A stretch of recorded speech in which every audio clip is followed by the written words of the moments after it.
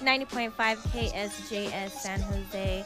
This is your girl LaToya. You're listening to The Marauder. I am in the studio with my boy BQ. BQ, what's You've been here happening? BQ in the building. It ain't exclusive. It ain't an Amlin exclusive. What's going down? How used to you are saying? I'm over here fucking out of it right now. All right. You are saying that. That's weird to say. How used? How do you say that? How used to I am? How used to? Are you saying? So I've been doing this for a long time, but the slogan thing kind of caught up when I started watching DJ Khaled Snapchats, and he was like, perhaps, and he's like, still in the meeting, like saying all those jokes and all those references.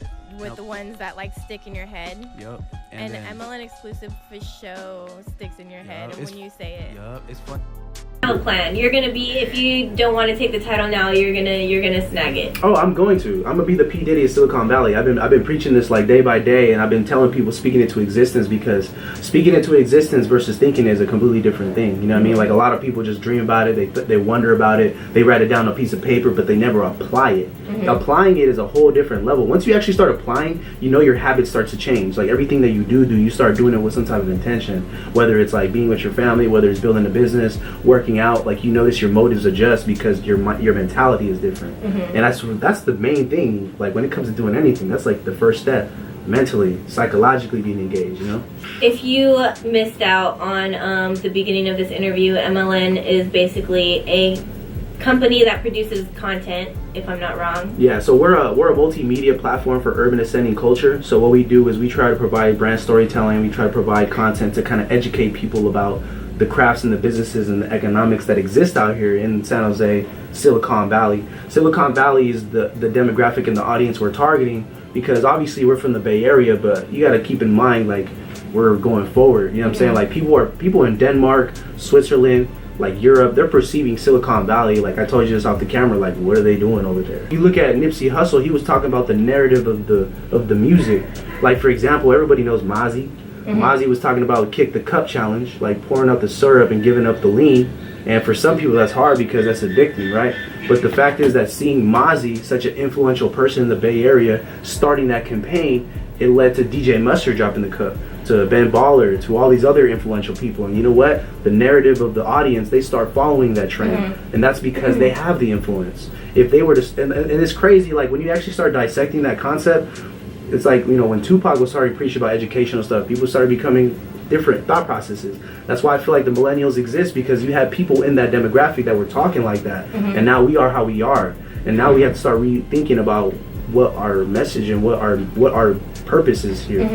You know what I mean? Like, look at the fact, I'm 23 years old, I'm over here talking confidently on the mic, I don't even care what anyone thinks about me. I know to the direction where I'm going that I'm going to dominate Silicon Valley. Like, I'm not saying that out of cockiness, I'm saying that out of confidence in my craft, the support of my team, and the leverage of what we built. And you already know what you're doing, and people are recognizing that. So, like, I can't even imagine anyone telling you. Oh, trust anything. me. I mean, like, they won't tell me in my face. Like, that's what I'm saying. Like, see, like, I'm really self-aware. I'm not stupid, but I'm not like pickpocketing anybody specifically. It's just more being self-aware. I take mental notes and then I move forward. I move forward, navigating it away from that direction, knowing that I can be better. I can become more significant with my team. Like, our team can do a lot of things. Like, a lot of people that were within our team, they started with just doing, you know, off of their camera phone. Jonathan, for example, like, when he approached me when we had a campaign, he was just had a camera phone. He wanted to do pictures.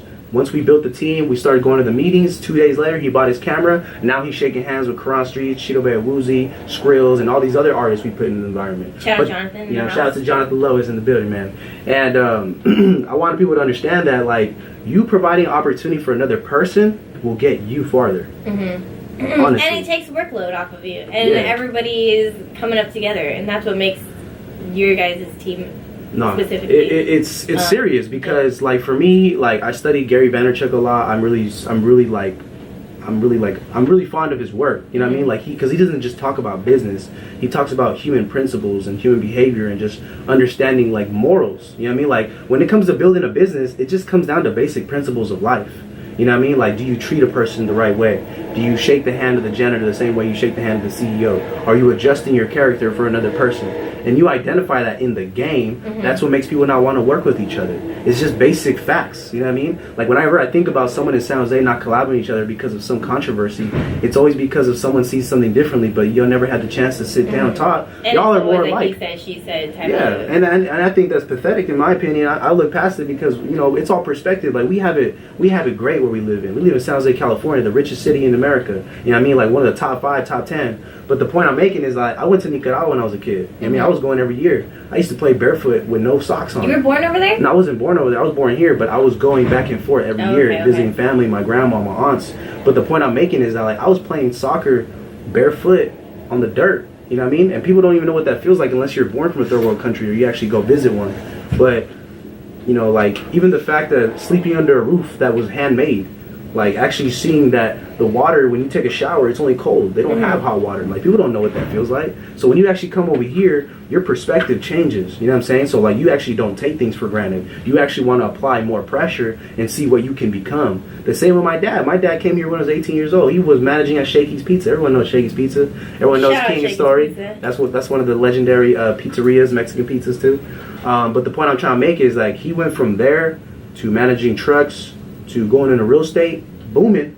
The economy crashed. He fell down, but he got back up, got into tech, started learning IT support, and now he works at NASA as a contractor. But the point I'm trying to make shout out to my dad, man.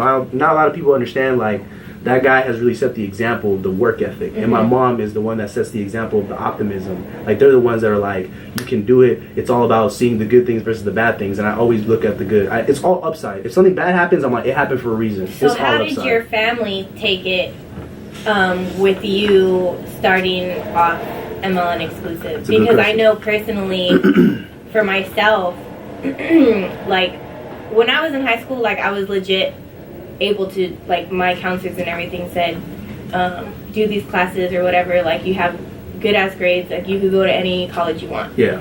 Except my family's middle class, and my mom was like, nah, it's cool that your school said that, but you're going to state, like, feel me? So I was like, okay, well, then let me just drop all these classes. Yeah. So I have parents who, like, know that I was hella smart, but, like, never supported me wanting to do radio or wanting to do anything that I'm doing now, just because, like, they were just like, you're hella smart, like, you could go and be a doctor, you could go and be da-da-da-da, but I'm just like, in my head, I'm like, that's not what I want to do. Yeah, it's not your niche. You feel me? So, like, how did your family take it on, you know, like, them coming from what they've come from and then where they are now and seeing you and on all your potential? Because, you know, a lot of grown folks, like our parents and stuff, don't really, like, how do I say it? Like, they don't understand. Yeah. Or, like, they're just like, that's not doing anything with your life. You feel me? Like, so how did your family take it with you? Well, exclusive? It starts off with the fact that it's a culture shift. You know what I mean? Like, they come from, like, for example, like, my parents, they come from, you know, they had to hustle all day. That's all they knew. You know what I mean? And when they came to the United States, all they care about is us making it out by going to school and getting a career and getting a job that would keep us fed. But, I mean, this is a whole different era. You know what I mean? Like, technology has really made a difference in how we talk to people, how we are as commodities, how we are as a community. And that is the difference maker for me because, you know, my parents, to be honest, they didn't really embrace it. Like, they didn't even really understand it. And for me, I've always been the type to be really motivated and to never let anyone adjust the way I think, even my parents, as messed up as that sounds. But that's really what it comes down to. It's true. Because your biggest critic is actually within your circle. It could be your friend, it could be your family member, and it happens. Everyone can relate to this because this is my situation. But the point I'm trying to make is, like, when my parents started seeing how devoted and invested I was into this, within due time, my mom started really, you know, liking my stuff. She started sharing. She started, you know, telling people that he does this, and that. She started bringing people to the house, giving me some sales because I sell clothing and stuff. So it was just, it's a process. It's definitely something that is new for them. You have to put yourself in their shoes. Because their shoes, all they know is that we just want to survive.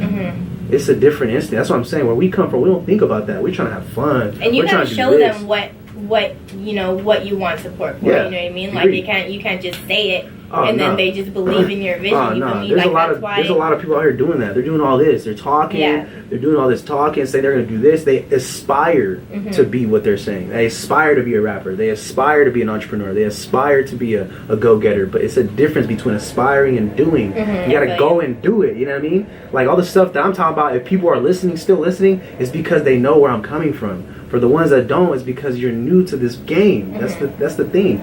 So it's all education at the end of the day. But from people that are in a situation right now involving their parents, adjusting to them, continue doing you, and just understand within due time will tell all, you know? So, it's okay to be the black sheep, you know y'all. what I'm saying? It's all okay. good. I've been an underdog my whole life.